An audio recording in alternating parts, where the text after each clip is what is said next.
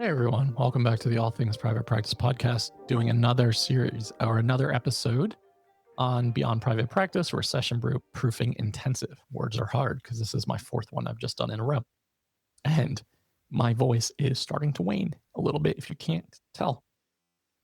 Okay, let's dive in. So if you've been following along, I've taken you on the journey of why this intensive was created, my thoughts and forecasts of the future of the private practice and group practice landscape. We've talked about how to podcast. We've talked about retreats. And now today we are talking about book writing. And again, like you've heard me say, I think they're all symbiotic. They're all like aligned to kind of weave very nicely together. And that's why I focused on these three topics for the intensive, because I was like, oh, I could talk about all the things I've done: coaching programs, courses, retreats, podcasts, speaking opportunities, blah, blah, blah, blah, blah, blah, blah. However, it would feel a bit disjointed, and I don't have the time to really deep dive those things in one 5-hour setting. So we are going to focus on, again, podcasting, retreats, book writing. If we get to speaking opportunities, that will just be a bonus and an extra. And I think that speaking opportunities do come from all of those things because you're leveraging, you're getting out there in front of people. You're setting yourself up to be the expert. You're creating that know, like, and trust. And I think that's important for any of these alternative income streams. If you're worried about, like, I want to do therapy, but I want to do more, I'm really scared or stressed on how to do that, I don't know how to start, I don't think anybody's going to pay attention, is my story really valuable? I just want you to pump the brakes and just like take a second to think about those questions. I know we are really critical of ourselves. And I know as therapists, for the most part, we don't always practice what we preach. We're much better at giving other people advice. We are so hard on ourselves. A lot of us are very perfectionistic, high achieving, never good enough, blah, blah, blah, blah, blah. Trust me, been there, done that. I get it. However, when it comes to writing your books, a lot of you are wanting to do this, whether it be workbooks, whether it be self-publish on whatever topic, whether you want to pursue the traditional publishing route. There is an opportunity and an avenue. I'm going to lay it out in a way that makes sense.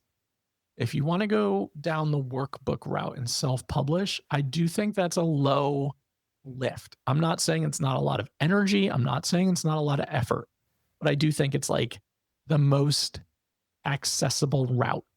And it really does create a presence. I have a lot of friends who have workbooks out that they've self-published, and they bring them to trainings and conferences, and they sell them on their social media or on their website. Becomes a great revenue stream. It also creates some reputability. I've published a book, right? Like, actually, as I'm sitting here, I realized I've co-published a 72-page retreat planning manual. You can find it on my website. It's a roadmap and retreat planning manual. Anyway, I've done that. And people buy it, and it's now an evergreen income source. People land on my website. They can just purchase it via the link. They get it through email as a downloadable link.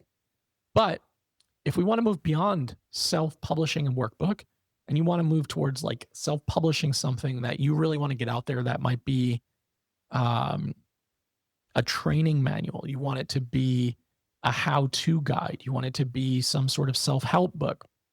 You want it to be fiction. You want it to be very specific to a certain topic. We're going to start working on how to get started. This is not going to be a training for like, here are all the steps on how to self-publish. There are lots of people who do that out there, and I can direct you towards some of them, but that's not what this is going to be about. Our time being spent that I want to talk to you about in the intensive on December 12th is how to get started on writing your story. So as I sit here today in mid-November, I am very fortunate to have been the recipient of a book contract with a Big 5 publishing company. I actually signed a book deal last March, right before I went to my Ireland retreat, with Balance. Balance is an imprint of Hachette Publishing, on a book that I wrote about late in life autism discovery, because I realized for myself and for so many other people who are diagnosed later in life, like, okay, you get this diagnosis or you discover it on your own. Or as my good friend Dr. Megan Neff would say, maybe you've come to it through self identification. Now what? Like, what do I do with this information? Because I think for a lot of us, discovering later in life, and not all of us, I don't want to say one size fits all, because in the autism world, that is not the case. But I think for a lot of people who discover later on, it's because they've been seeking out the why.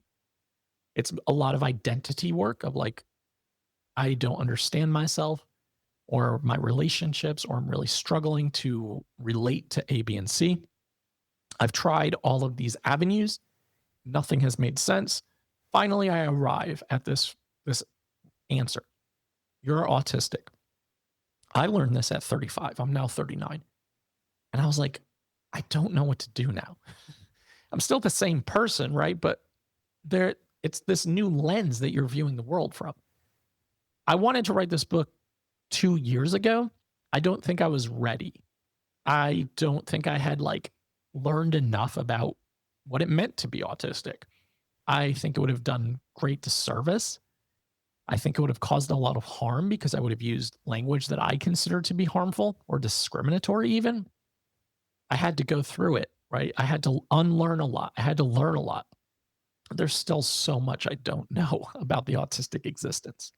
As a 39-year-old autistic ADHDer, there's still a lot that I need to learn more about, that I'm confused about sometimes. Sometimes I think I know something and I hear a different perspective and I'm like, huh, how am I going to incorporate all this into this book? So I'm working on that. It will be published March of 2027. So I know how to go that route. I know how to get your ideas on paper. I know how to help you feel unstuck when it comes to writer's block and to get started. I think that's a huge part of this. I didn't set out writing this book to secure a big 5 publishing deal. That was not my intention. As so often in my life, my intention was just to get it out into the world. I had sat on it for too long. What happens for me is that like it starts to bubble and simmer, and then it becomes volcano-esque and explodes, where it's like, now it just needs to go. And what I did back in, I think it was the summer of 2024. Yeah. Summer of 2024, because it was before Hurricane Helene. That's how I have everything marked in my brain now as someone who lives in Western North Carolina. Sorry to everyone who's gone through it, because I get it. And other parts of the world too, who have experienced climate disasters. It's fucking horrible. But that's my like gauge for time. And so predating Helene, I was just like monotropic, deep, intense focus one day. I think it was like a Friday. My wife was out of town. I turned on the first Lord of the Rings movie and I just started writing. Before I knew it, I had watched all 3 movies in the background, all 10 and a half hours of them. And I had wrote 60,000 words. I actually wrote so intensely that it felt like my arms were going to fall off. Like I couldn't pick my arms up. If you're watching this on YouTube, I couldn't pick my arms up anymore. And that was just a very first like rough draft, like getting all of it out, everything that was in my brain. And then I didn't know what to do with it. I was like, okay, now what? I always assumed I was going to self-publish it. And I reached out to my good friend Maureen Herman, who owns Group Practice Exchange. And she self-published her book, The Accountability Equation. And she sent me this like, Maureen is also an ADHDer, and she's much more organized than I am.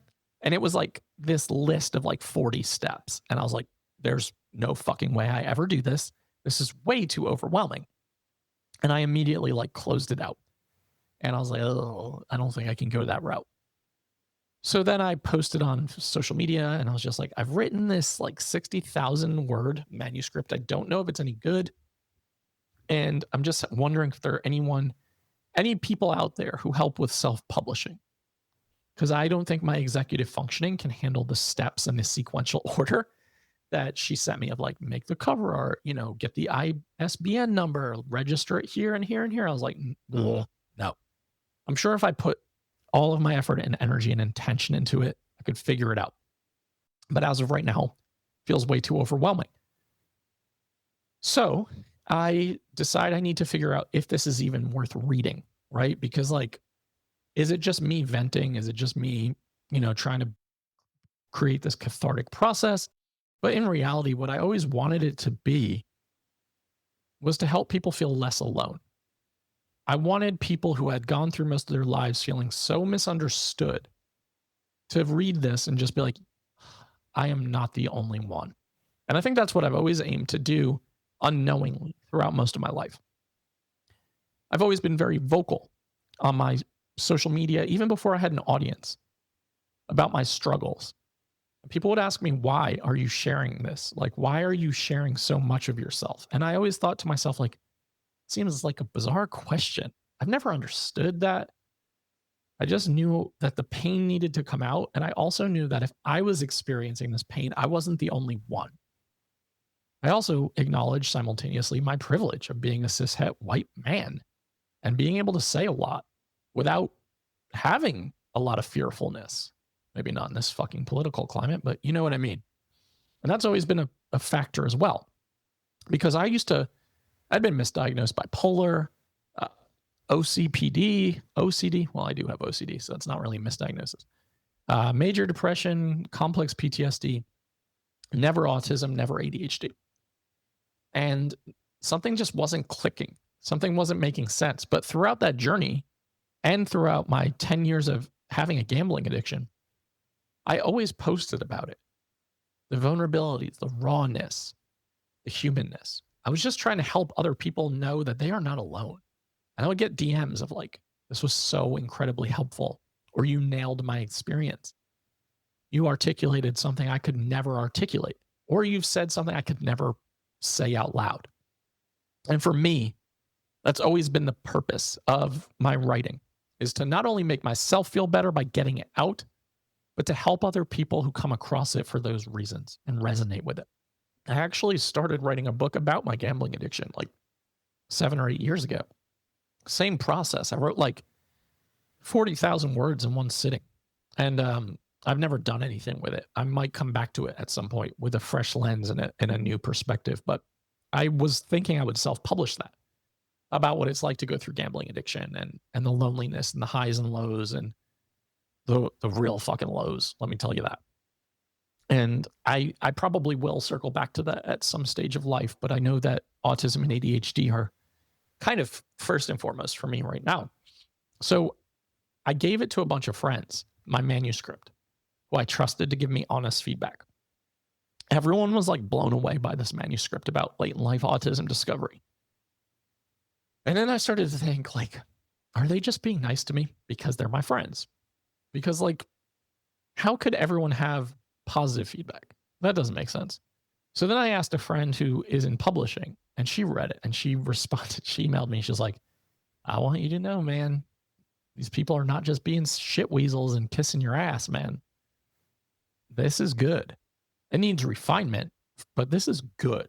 And you did this in one sitting? And I was like, yeah, I did it in like 12 hours. And then I started refining it and doing it again and again and again. And eventually I got a proposal written and sent it out to a bunch of agents.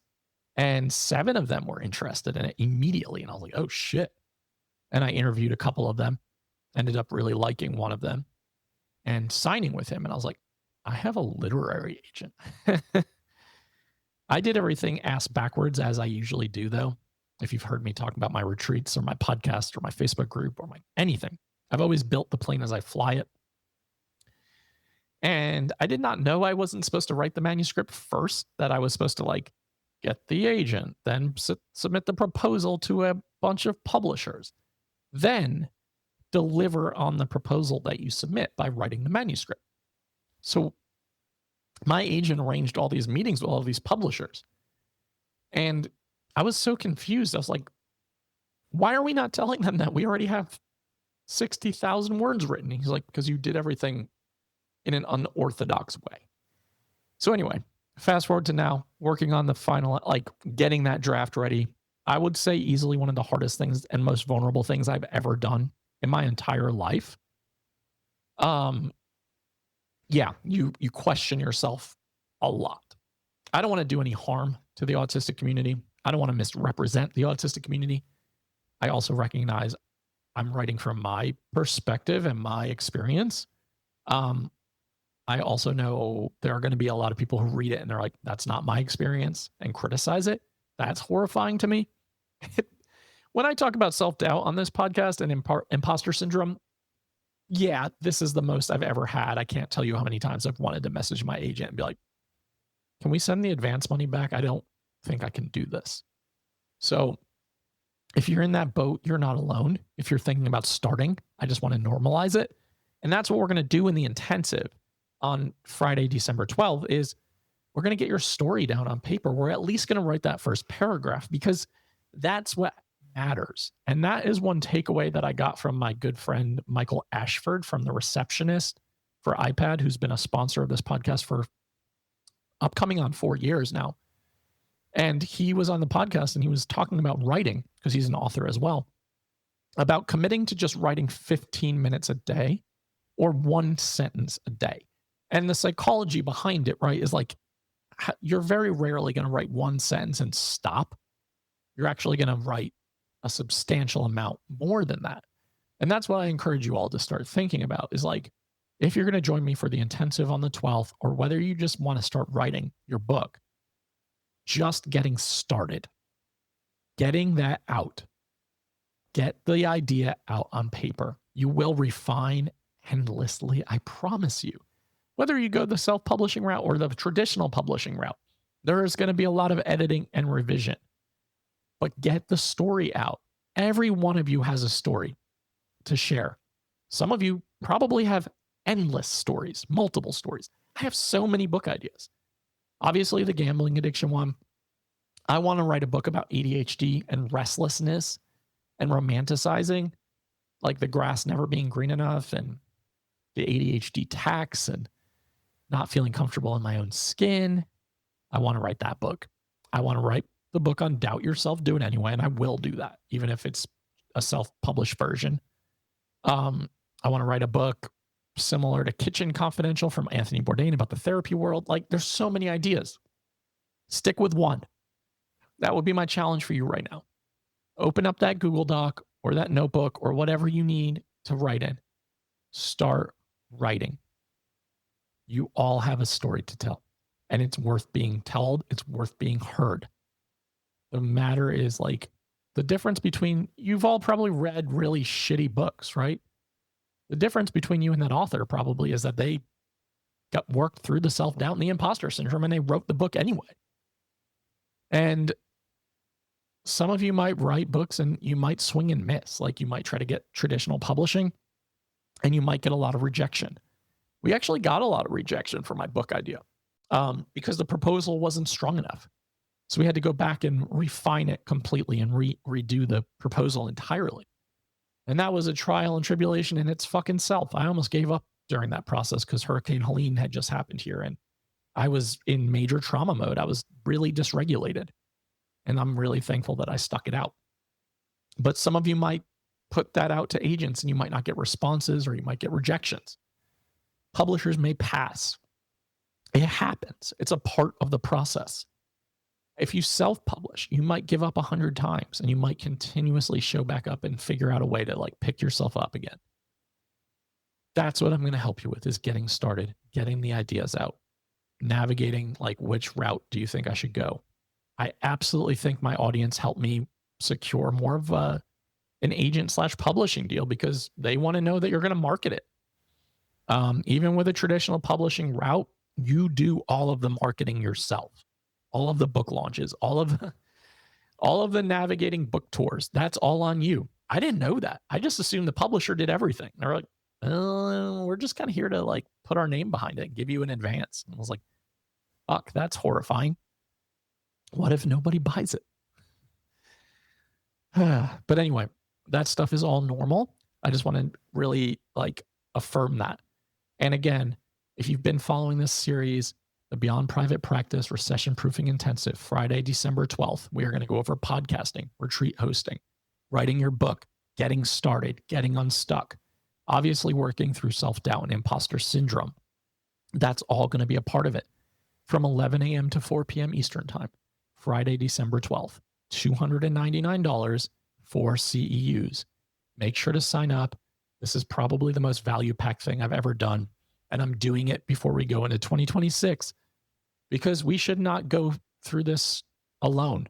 The financial insecurity and stress and anxiety and uncertainty of where the future goes from here in the private practice and group practice and mental health space. You are not alone to feel any of those things, but we're going to do it together. Doubt yourself, do it anyway, sign up, and I will see you then.